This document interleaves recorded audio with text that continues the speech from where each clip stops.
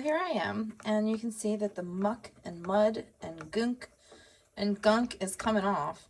But of course, this is a frying pan I'm never going to use to eat out of. And of course, just to be on the safe side, you don't want to damage the coins. Neat. It's coming off.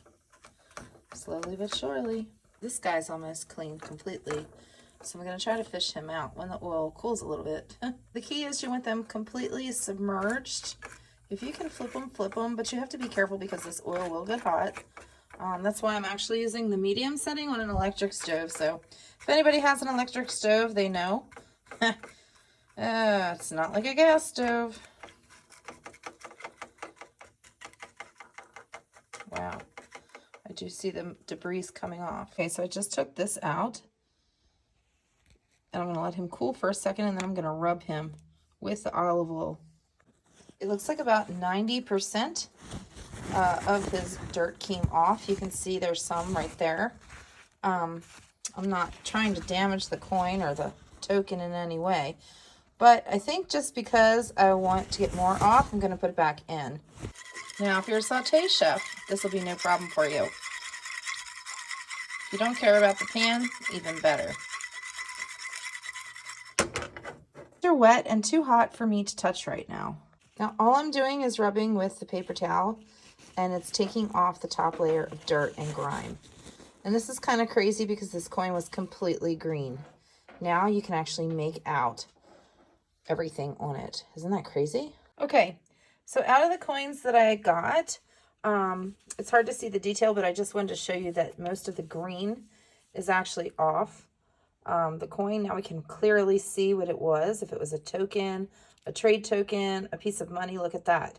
However, out of them, in about 1 minute's time, I put about 4 back in because I'm not happy with the way they are. This one's seriously, I don't know, blue and green tinge. So what I'm going to do is probably go to work and let them soak and come back and do it again in a few days. But look, it's just like this. A few minutes and you can really clean up your coins without damaging them. No harsh chemicals. You know, and this is for me to identify them and see what they are. And I think these are actually antique trade tokens.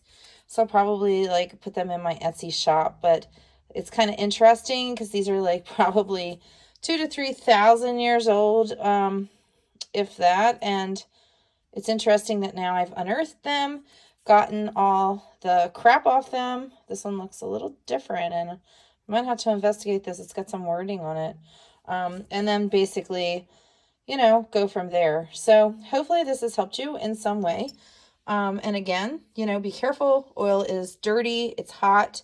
There you can see some green actually on my brush. And these will just sit for a while in the olive oil, which will help lubricate them and loosen up the stuff. And the next time I cook them, hopefully they will be done. This one is a real problem. It's green and blue. And I've tried the olive oil method a few times. And I don't know what the blue is, so I'm going to have to do a little bit of research.